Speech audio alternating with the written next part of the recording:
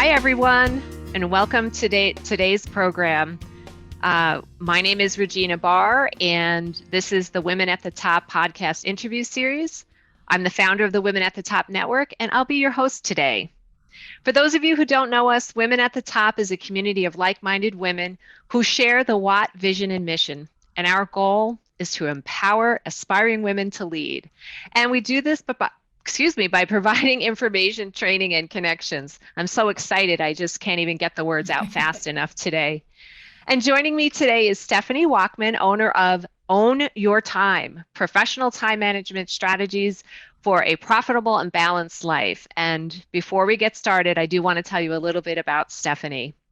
Stephanie is CEO and founder of Symmetry Strategies, which provides business development, leadership, and time management training and coaching to service organizations globally. She's an international speaker, author, coach, and strategist who works with organizations to create more efficient work environments. And I think we can all use that right now for sure. She's a recognized voice and thought leader in the area of business development, firm strategy, productivity, and stress management. And there's another biggie in the workplace right now. She's also the author of Sell Without Being Salesy, a practical model for how to develop sales opportunities by developing high quality, authentic relationships, and is host of Her Gavel, a podcast for women lawyers. She lives in Denver with her husband and 2 sons and enjoys mountain biking and travel. So on that note, welcome, Stephanie. Thanks, Regina. So nice to be here.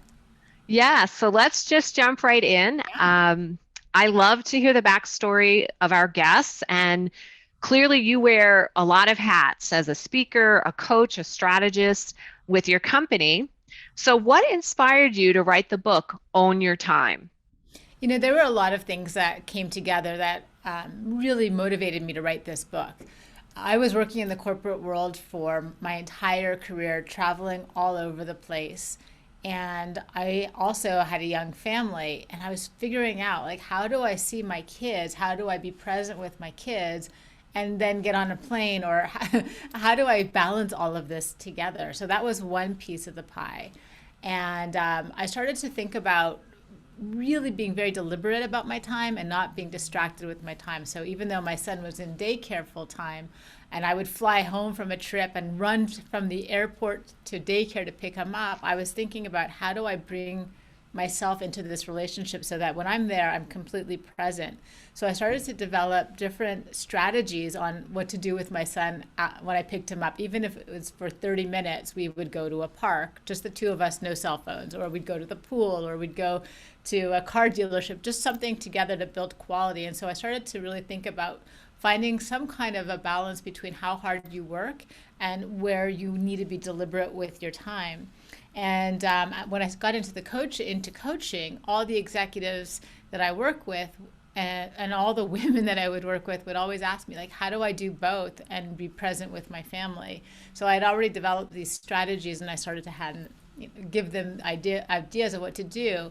And it evolved, and I got so tired of hearing the same questions over and over again, not in a bad way, but I could predict what the coaching session would be about, that I started to write them down, write all my answers down, and it turned into the book. So now when I get a coaching client, I'm like, read the book and then we'll talk. Yes. You know, it's funny, you're not the first person to say that they wrote a book because they kept getting the same questions. It's almost a way for you to better manage your time, right? Because if you're repeating the same thing over and over, why wouldn't you put it down and That's it, exactly. And have multiple ways to connect with people? The other thing I wanted to say is I love your title, Own Your Time, because I don't know if you have this experience with women, but they always act as if their time isn't their own. And I don't buy that story. I think we are masters and owners of our time, and we get to pick and choose how we spend it. And so that's one thing that really resonated with me about your book, was that just the title, Own Your Time, because I hear that one so often. I'm wondering, do you hear that from women also? Yeah, actually, that's one of my hot buttons that drives me really crazy. And I really mean, really, it bothers me a lot, because when I hear people, especially the women that I work with, saying, you know, I'm crazy busy, I don't have enough time. It's not true. You always have enough time. You just have to think about it. You have to be deliberate about it. And if you're not, then yeah, you can wear I have no time as a badge of honor, but the truth Right. is you can always create time for yourself, and it doesn't have to be a big elaborate vacation, but just taking a walk outside around the block and looking at the sky and shifting your mind from this busyness to a little bit of calm is me time. And so you have to be really clear to yourself about, what do I need right now? Like, do I need to be doing 100 things at once, or can I take 10 minutes? And you can, of course, you can take 10 minutes. You can always find even little bits in your day for you. You can always find it. But if you don't make yourself a priority, then you're giving it away. You're not owning it. And so as soon as somebody sits down with me and says, "Oh my God, I'm crazy busy," I'm like, "No, we're not doing that." Not in my office. Exactly. We're not doing that. We're gonna find some time here. And a lot of Yes. the times we overbook ourselves, we overburden ourselves, we over obligate ourselves. And I will say, when you have children, and I see this a lot with a lot of families that feel obligated. I'm going to use that word again, not Hmm. only to have full-time jobs, but I have my kid wants to play soccer, so we have to put them in the best league, and now we're driving all over the place, and eating in the car, and I'm like, you don't have to do that. You have choices, right? Right. I've made a rule in my own family that no sports activity would happen outside of a 5-mile radius of my home, because I figured my kids were not going to go pro, but they could still enjoy the sport. So again, you make these choices for yourself and for your family. Yeah, that's great. And so, in order to carve out times here and there, the me time, if you will, it's also important to go about leveraging your productivity. So, your book also Yes. provides skills for busy professionals to become more productive. Yes. So, tell us a little bit about what's the best way to go about planning for your day. Yeah. So when I wrote the book, one of the things I was thinking about was, I don't want to have any fluff in the book. I don't want to have anything that isn't necessary, no major case studies. I want it to be a practical tool so that you can read it in under 2 hours and get the gist of it. And the first thing is having control over your day. So that when you get into the office, one of the things that we don't allow time for what many of us get paid for is our ability to think strategically. We're not paid usually in this area for heavy lifting or for physical labor, but it's for our minds. And when I say that I'm a strategist, a lot of the strategy comes from having some space to think, to get clarity about what you want to achieve.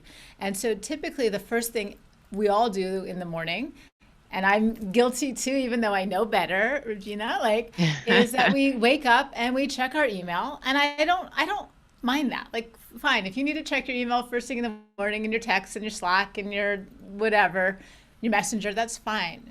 But when you get to the office, or when you're in the shower, or when you're driving, give yourself some space to think about, what is it that I need to achieve today that's going to make it a very productive day. Because what happens is we get to work and we start with the busyness. We responding to emails, and responding to emails becomes our full-time job, versus saying, okay, well, what are 3 things that I really want to achieve today? What are the goals that I have for today?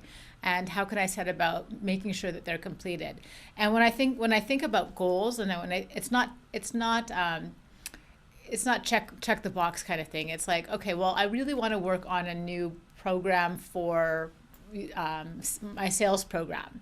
So maybe today what I can do is I can think about what the end game is. I want to achieve $100,000 or $200,000 worth of business by the end of 2022. So I'm giving some thought to that. And then what are 2 things I can do to achieve that? Well, I can Right. start by building. So you're working on something every day, so that when you look back a year later, even when you're doing a performance review, you can look back and say, yeah, I achieved what I set out to achieve this year by setting little goals every day. Yes.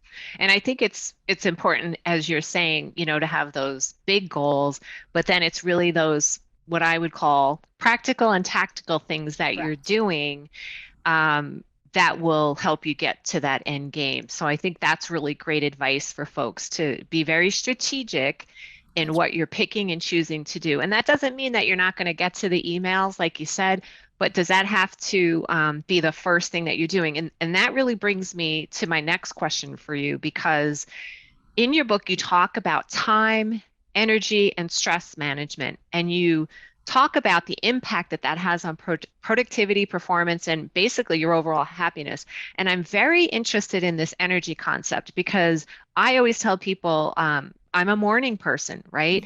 Yeah. My husband's a night guy, and it's okay that I get up early because I can do more creative things or maybe work on those big picture goals.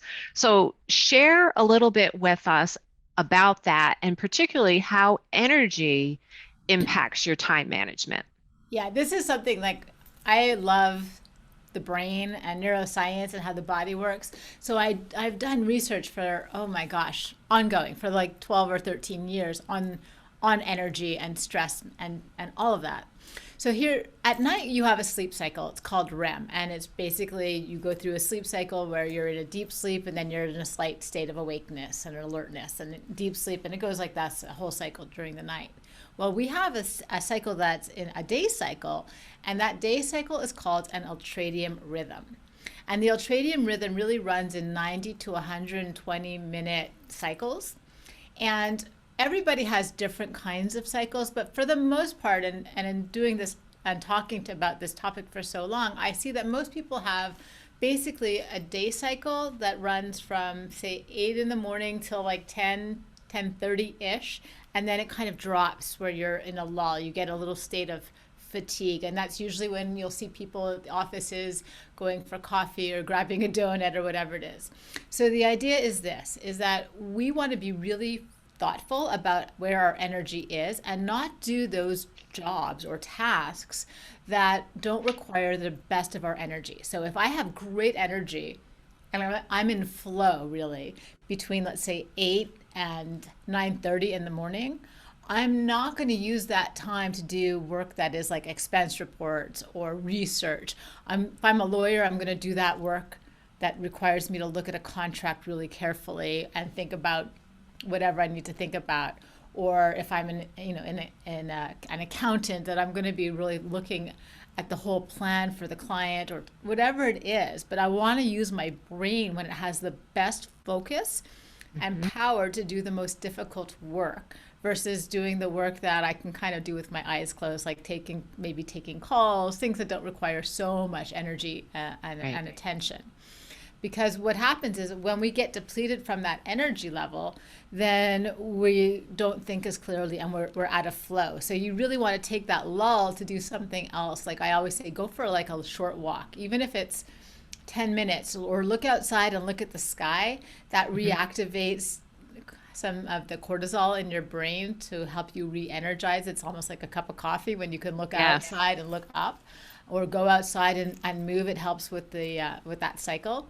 So just pay attention to it and try not to jam it with things that are not really like office meetings, like horrible time to do an office. Do your office meeting when you have that lull. So that's what I Yes. mean when I talk about using your energy well. And what I see happening a lot is people get distracted during their flow and then they can't get it back.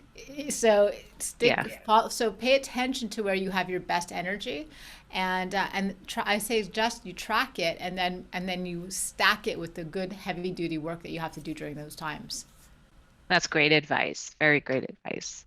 So let's shift our focus a little bit. Right now I'm talking with lots of companies, and one of the things that I hear, and a big reason why they're making this big push to get people back to the office, even when they don't want to come, Hmm. is around productivity. Yeah. So you've worked with all kinds of individuals, all kinds of companies. So in your experience, what's the biggest cause of lost productivity? Distractions. Distractions.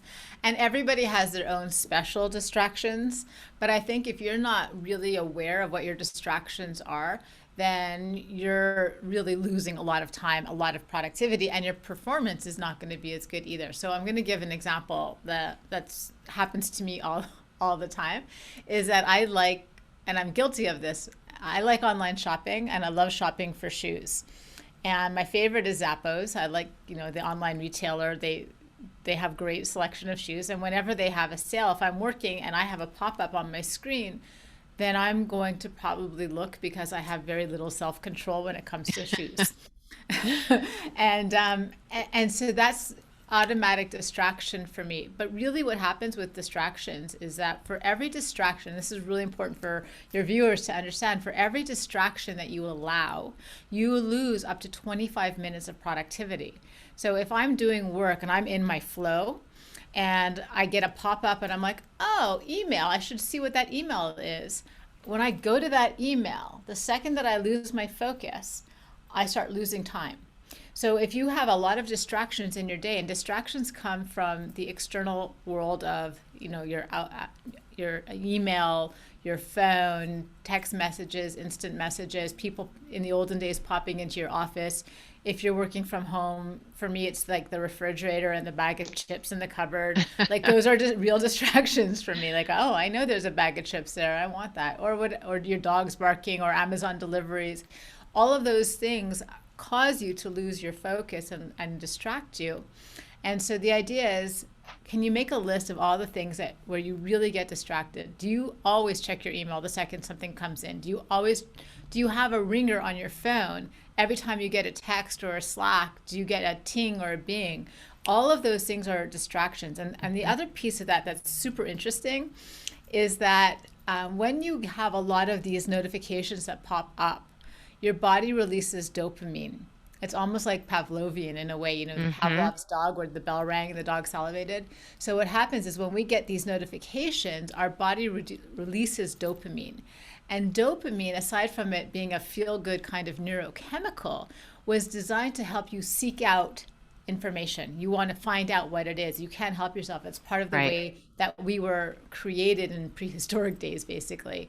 So you have this compelling urge, need to check, and it just builds on itself. So the idea is to make a list of all the things that really cause you a lot of distractions and think about how much time that causes. Because if you have two distractions in a day, that's almost an hour, right? And so you think about Yeah. what are these distractions and can you block them off for 30 or 45 minutes at a time so that you can Yeah. focus. Yeah. It's kind of interesting. We almost become addicted to it, right? And then have some want more, and then you keep doing more of that. And your point about it adds up. So maybe you're losing an hour a day. Well, I do the math. That's 5 hours a week if it's a work week times, let's just say, 52 weeks a year, right? So that's what, 110 hours, is it? No. Yeah. Oh, 200 and I'm sorry, I did my math wrong. 260 hours, right? So think about what could you do with 260 hours, Right. either to move your goals forward or something like that. So Yeah. And if you want to love make it that. even more fun, and if you're somebody who bills by the hour, multiply that by your billable hour, and you'll see Hmm. how much money you could be making. That's, Exactly. that Exactly. makes it. You and I think a lot alike. So I want to shift back to some of what you were talking about with distractions and things. So we've got a lot of people working hybrid. Either they're working completely from home or they're working part of the time in the office and part of the time at home. I really don't know anybody right now that's not working hybrid in some way, shape, or form. So what are your thoughts on some best practices when you're working from home? I know you mentioned those chips. I swear they just start calling your name. What can you suggest for our viewers Yeah. today?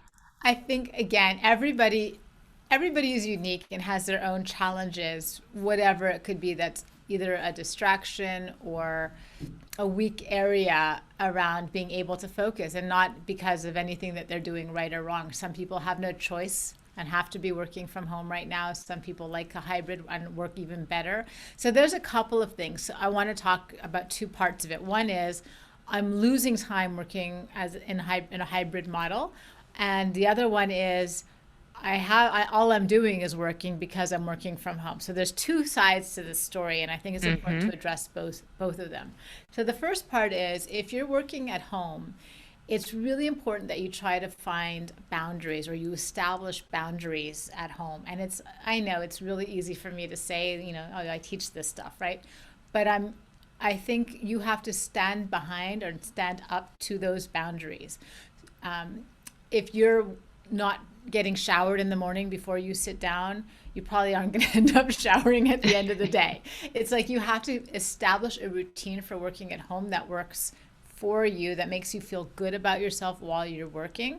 And there's a lot of the people that I've been talking to say they are having trouble because they're working in an open space environment. So if they have kids or spouses or whatever, or partners, that those lines are kind of blurred, like I'm home so I can talk to you kind of thing. So here's my best piece of advice. If you're working in an open space and you have no private room to go into, get a flag. I bought peace flags, or get orange cones, so that when you put up the flag or when you have your cones up, it's a message saying the door is closed.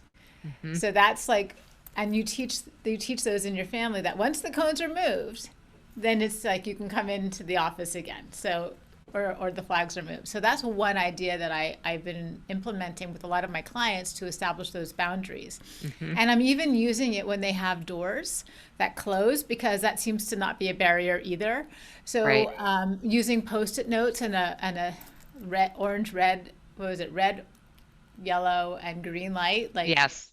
proceed. Red is don't come in at all, I'm on a call. Yellow is come in but proceed with caution because I'm busy and I might bark at you.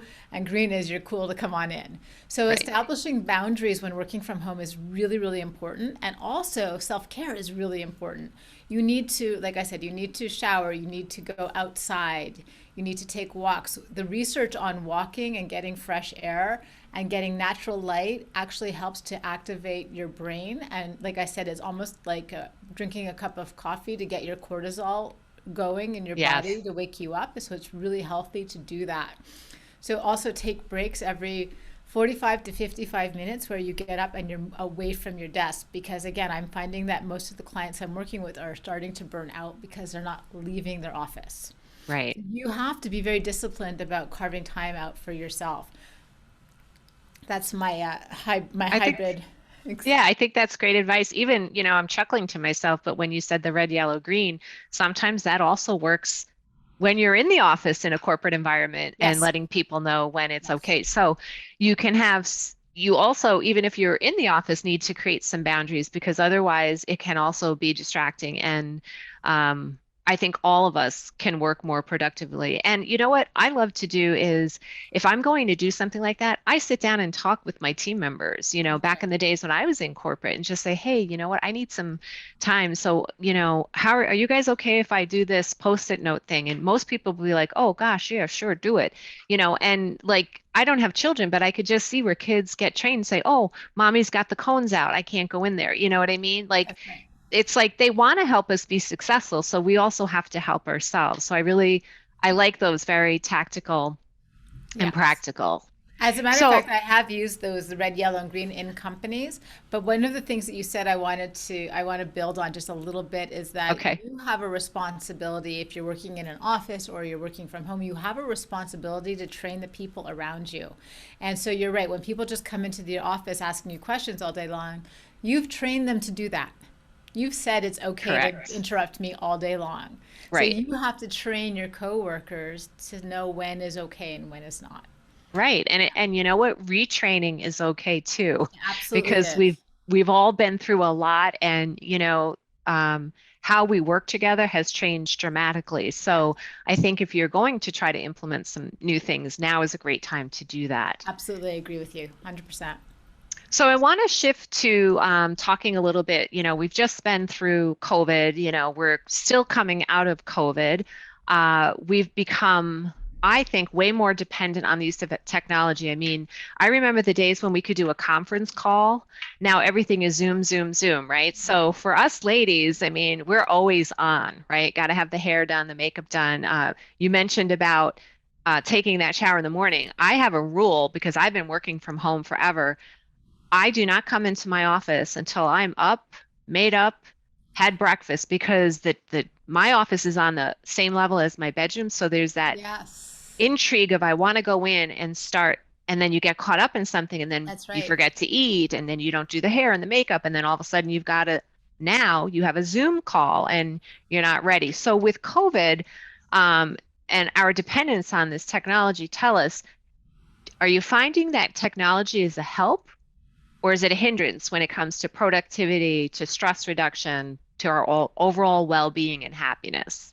I think it's a balance, honestly, because um, there's a lot of fatigue that comes when you're on the computer screen all day long. It's actually that causes a lot of stress and fatigue on your eyes, on your body, on your neck, on your like on your whole body. And at the beginning of COVID, everybody was like, we're zooming everything. But I do think, again, just like training coworkers or training family members, that you can opt for a phone call instead of a Zoom call. Not everything Mhm. has to be Zoom. And that you have to, again, when we talk about owning your time, you have to own what you want and what you need to say, hey, you know what? Would it be possible to turn this into a phone call right now and do a walking call? So Yes. that I don't have to be staring at a screen as I'm fatigued. And I think that the more that you can decide what's best in that moment or in that day, the better you can manage your schedule. Because there's nothing wrong with a phone call. Phone calls were great. They worked for Hmm. years and years and years where you didn't have to look at people all day long. So I think having a hybrid between your Zoom and your phone works very well. I mean, how many times have we done conference calls where people Yes. just it worked somehow, it Yes. worked, we didn't have to look at each other. So you can do that if you, especially if you're in a position of leadership, that you can say, hey, let's all do a walking call, or let's try to, like, I'm going to Yes. walk and you can be where you need to be, so that we don't have to be staring at a screen the whole time. I wonder how many people are saying hallelujah, amen right now because, you know, um, just there's a time and place, so use the right tool for the right task or meeting or whatever you're trying to do. The other thing is as we're getting back into the workplace, I love to do walk and talk. So even if I'm meeting in person rather than sitting around, you know, here in Minnesota, we're starting to open up more and more where we can get out and do coffees. Not every place, but we do have more places and it gets to be like, seriously, how much coffee do you really want to have? Oh, So yeah, I have certain colleagues or clients that I know I can say, hey, how about a walk and talk? that's And right. with those folks, I'll try to do that. So that's another way, to your point of getting out and just, having the conversation and getting work done, but maybe in a way that's a little more conducive to your well-being.